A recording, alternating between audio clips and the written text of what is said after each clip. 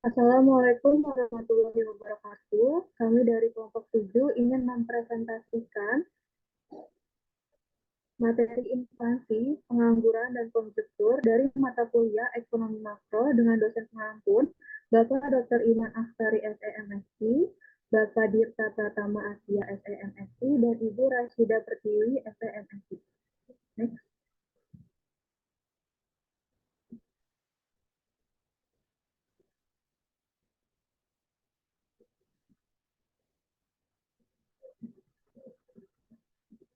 Kelompok 7 terdiri dari Teza Satria Jaya, Abel Sonia, saya sendiri Adelia Maharani, Angela Damayanti, Nandita Laito Hoidia, dan Kevin Rivaldo Simatupang.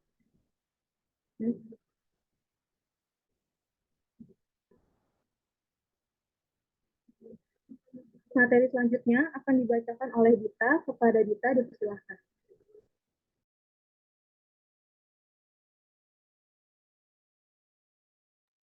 Anatomi siklus ekonomi. Siklus ekonomi atau konjungtur dapat digambarkan sebagai gelombang naik turun aktivitas yang terdiri atas 4 elemen. Indikator yang biasa digunakan untuk menganalisa siklus ekonomi adalah pertumbuhan ekonomi atau jumlah output real dan tingkat harga. Tahapan anatomi siklus ekonomi terbagi menjadi 4, yaitu gerakan menaik atau upturn dan atau expansion. Pemulihan ekonomi ditandai dengan gerakan perekonomian yang menaik. Kadang-kadang gerakan menaik ini disebut juga ekspansi bila gerakan menaik ini terjadi selama minimal 2 triwulan berturut-turut. 2 titik puncak atau kulminasi atau peak. Ekspansi ekonomi tidak akan terjadi selamanya. Suatu ketika gerakan menaik ini mencapai titik tertinggi, titik ini disebut titik puncak atau kulminasi. Setelah mencapai titik kulminasi, perekonomian akan mengalami penurunan kembali. Yang selanjutnya adalah gerakan menurun atau downturn. Yang dimaksud dengan gerakan menurun adalah menurunnya output yang dilihat dari menurunnya tingkat pertumbuhan ekonomi. Kadang-kadang gerakan penurunan ini disebut resesi. Selanjutnya adalah titik terendah atau nadir atau true. Gerakan menurun akan berlanjut hingga mencapai titik yang paling rendah, yang disebut titik nadir. Setelah mencapai titik nadir, perekonomian akan pulih kembali dilihat dari adanya gerakan menaik. Baiklah, slide selanjutnya. Kemudian, tahap-tahap konjungtur terbagi menjadi 4 pula. Tahap pertama adalah tahap ekspansi atau prosperity,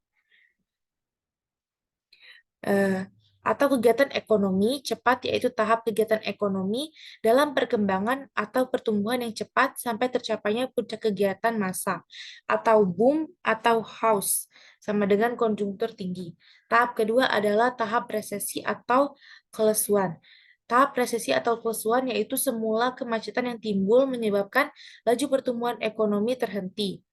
Tahap selanjutnya adalah tahap depresi atau kemerosotan, yaitu kemerosotan yang disebabkan antara lain banyak produksi berkurang, banyak pabrik tutup, banyak terjadi pengangguran atau BAIS atau konjungtur rendah. Tetapi akhirnya keadaan berubah lagi atau menjadi titik balik, bawah, atau true. Tahap selanjutnya adalah tahap recovery atau pemulihan, yaitu tahap yang memulai pulih kembali normal. Pertumbuhan ekonomi adalah proses kenaikan output per kapita dalam jangka panjang. Oke, slide selanjutnya akan disampaikan oleh saudara yang lain. Terima kasih.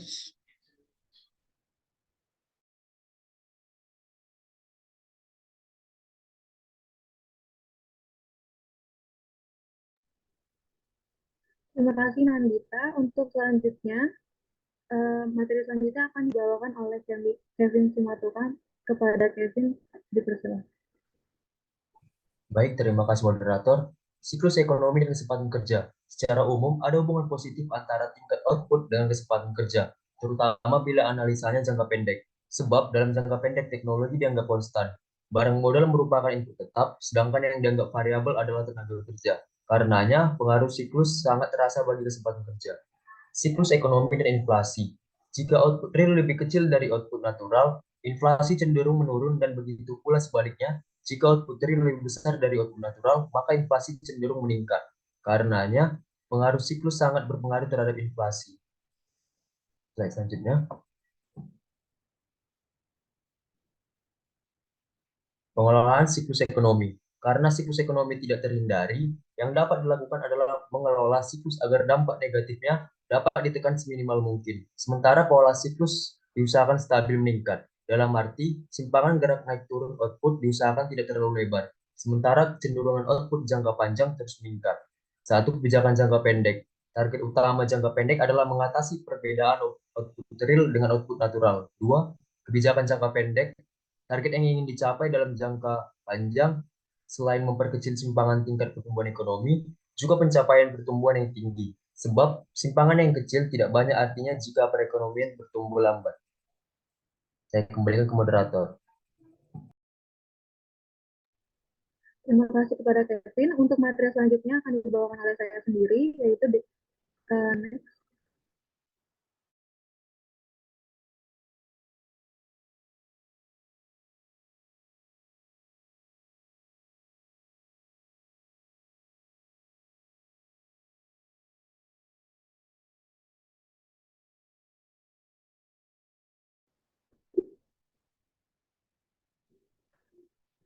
Untuk materi selanjutnya akan dibawakan oleh saya sendiri, yaitu inflasi. Inflasi dapat diartikan sebagai kenaikan harga barang dan jasa secara umum dan terus-menerus dalam jangka waktu tertentu. Next. Indikator inflasi dibagi menjadi 5, yaitu ada indeks harga konsumen, IHK, perubahan IHK dari waktu ke waktu, menunjukkan pergerakan harga dari paket barang dan jasa yang dikonsumsi masyarakat. Lalu yang kedua ada indeks harga perdagangan besar, IHPB. Indikator inflasinya adalah harga transaksi yang terjadi antara penjual atau pedagang besar pertama dengan pembeli atau pedagang besar berikutnya. Lalu yang ketiga adalah indeks harga produsen, yaitu IHP. Indikator ini mengukur perubahan rata-rata harga yang diterima produsen domestik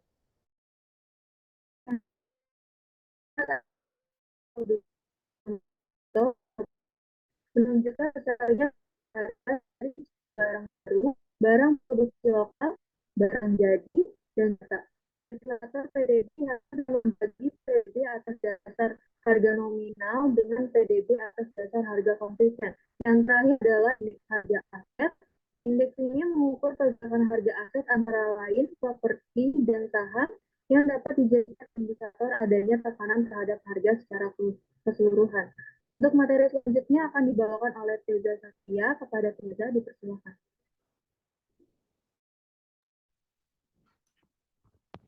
Baik, terima kasih kepada moderator. Di sini saya akan menjelaskan definisi dari hiperinflasi. Hiperinflasi adalah suatu kondisi inflasi yang tidak dapat terkendali, terjadi kenaikan harga-harga yang terjadi secara cepat tanpa disertai kenaikan pendapatan masyarakat yang menyebabkan nilai uang yang turun drastis.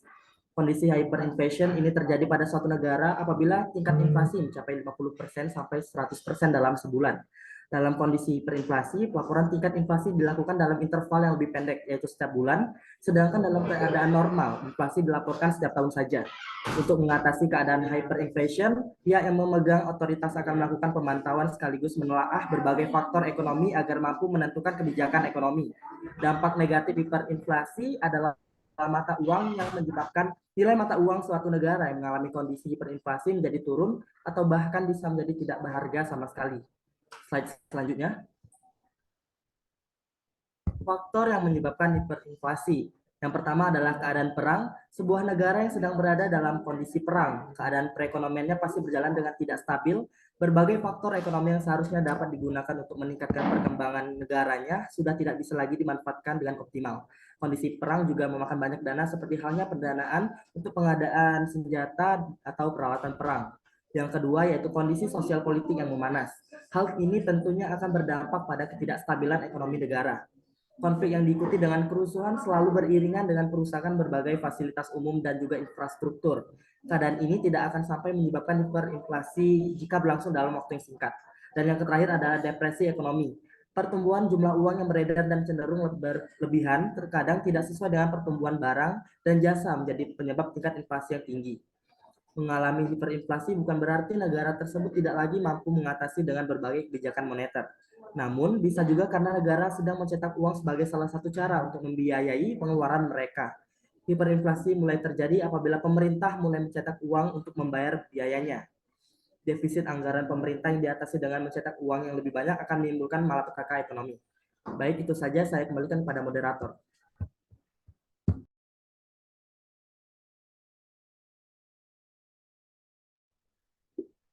Terima kasih. Materi selanjutnya akan dibawakan oleh Abel. Kepada Abel dipersilakan. Baiklah, terima kasih kepada moderator atas kesempatannya. Materi selanjutnya yaitu pengangguran. Pengangguran atau bisa disebut juga dengan tunakarya adalah istilah untuk orang yang tidak bekerja sama sekali atau sedang mencari pekerjaan. Pengangguran umumnya disebabkan karena jumlah angkatan kerja atau para pencari kerja tidak sebanding dengan jumlah lapangan kerja yang tersedia. Pengangguran merupakan masalah dalam perekonomian karena dengan adanya pengangguran, produktivitas dan pendapatan masyarakat berkurang sehingga menyebabkan kemiskinan dan masalah-masalah sosial lainnya. Selanjutnya yaitu pengertian pengangguran menurut beberapa ahli. Yang pertama yaitu menurut Badan Pusat Statistik atau BPS. Pengangguran adalah penduduk yang tidak bekerja namun sedang mencari pekerjaan atau sedang mempersiapkan suatu usaha baru atau penduduk yang tidak mencari pekerjaan karena sudah diterima bekerja tetapi belum mulai bekerja. Selanjutnya yaitu menurut Sukirno tahun 2008. Pengangguran adalah keadaan di mana seseorang yang tergolong dalam angkatan kerja ingin mendapatkan pekerjaan tetapi belum memperolehnya. Yang ketiga yaitu menurut Simajunta tahun 2003 mengatakan bahwa pengangguran yaitu orang berusia angkatan kerja yang tidak bekerja sama sekali atau bekerja kurang dari 2 hari selama seminggu sebelum pencacahan dan berusaha memperoleh pekerjaan. Slide selanjutnya. Nah, selanjutnya yaitu jenis-jenis pengangguran. Menurut Ritonga dan Firdaus tahun 2007, jenis-jenis pengangguran dikelompokkan menjadi 2, yaitu yang pertama, jenis pengangguran menurut lama waktu kerja. Nah, jenis ini dibagi lagi menjadi 3 macam. Yang pertama yaitu pengangguran terbuka. Pengangguran terbuka adalah tenaga kerja yang tidak mempunyai pekerjaan dan telah berusaha mencari pekerjaan secara maksimal. Sementara lapangan kerja yang tersedia tidak cocok dengan latar belakang pendidikannya atau malas mencari pekerjaan. Yang kedua yaitu setengah menganggur. Setengah menganggur adalah tenaga kerja yang tidak bekerja secara optimal karena ketiadaan lapangan kerja atau pekerjaan dan bekerja kurang dari 35 jam selama seminggu. Yang ketiga yaitu pengangguran terselubung. Pengangguran terselubung adalah tenaga kerja yang tidak bekerja secara optimal karena tidak memperoleh pekerjaan yang sesuai dengan bakat dan kemampuannya. Slide selanjutnya.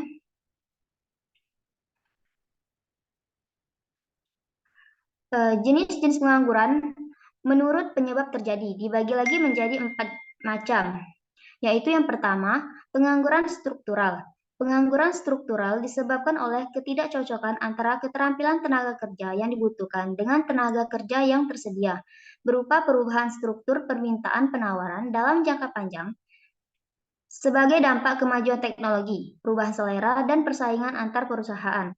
Yang kedua yaitu pengangguran siklikal. Pengangguran siklikal berkaitan dengan naik turunnya aktivitas atau keadaan perekonomian suatu negara yang mengalami masa pertumbuhan atau mengalami penurunan bahan depresi. Yang ketiga yaitu pengangguran musiman. Pengangguran musiman disebabkan oleh perubahan permintaan terhadap tenaga kerja yang sifatnya berkala. Pengangguran ini biasanya terjadi pada tenaga kerja paruh waktu. Dan yang terakhir yaitu pengangguran friksional. Pengangguran friksional disebabkan oleh pergantian pekerjaan atau pergeseran tenaga kerja atau berpindah dari jenis pekerjaan tertentu ke jenis pekerjaan lainnya. Baiklah, sekian materi dari saya kembalikan kepada moderator. Terima kasih kepada Abel. Materi terakhir akan dibacakan oleh Angel kepada Angel Damayanti. Dipersilakan. Baiklah, terima kasih kepada moderator. Pada kali ini saya akan membawakan materi kurva Philip. Kurva Philip adalah kurva yang menunjukkan hubungan antara tingkat pengangguran dengan tingkat inflasi di sebuah negara. Menurut kurva Philip, hubungan keduanya adalah berbanding negatif.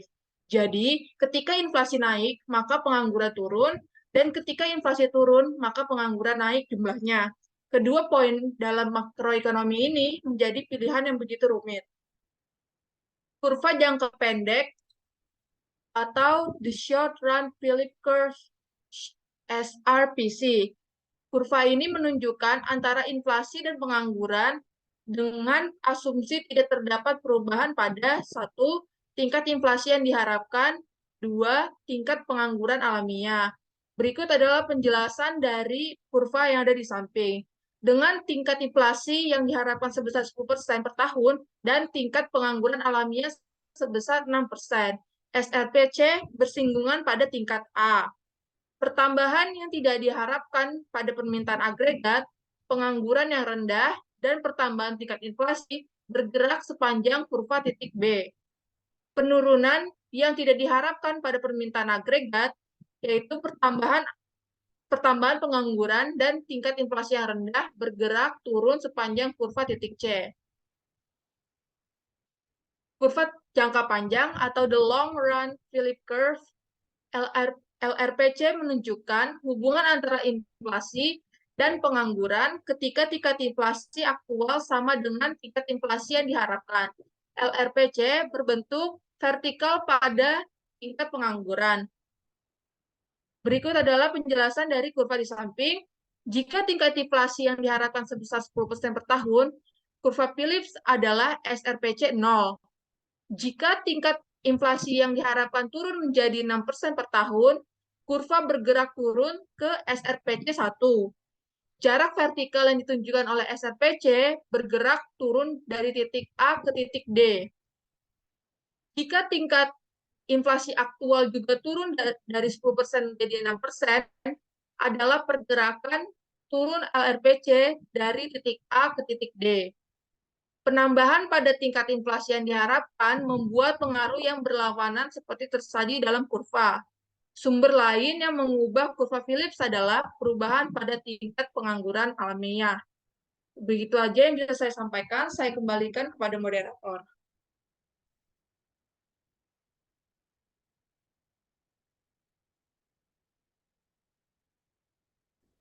Untuk ini akan dibacakan kembali oleh saudara Angel kepada saudara Angel, dipersilakan.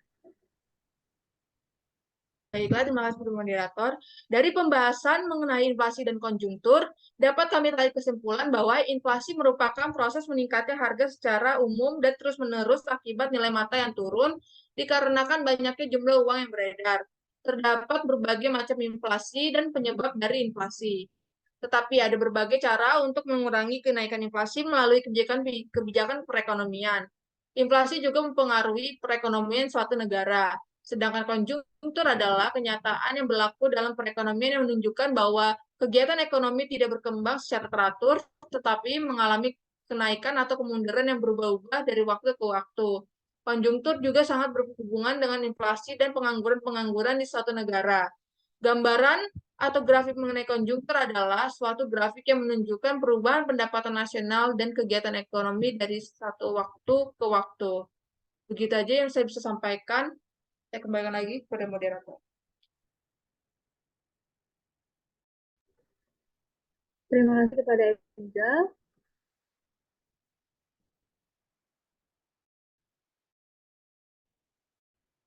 Sanksi dari kelompok 7 untuk kurang lebihnya mohon maaf. Wassalamualaikum warahmatullahi wabarakatuh.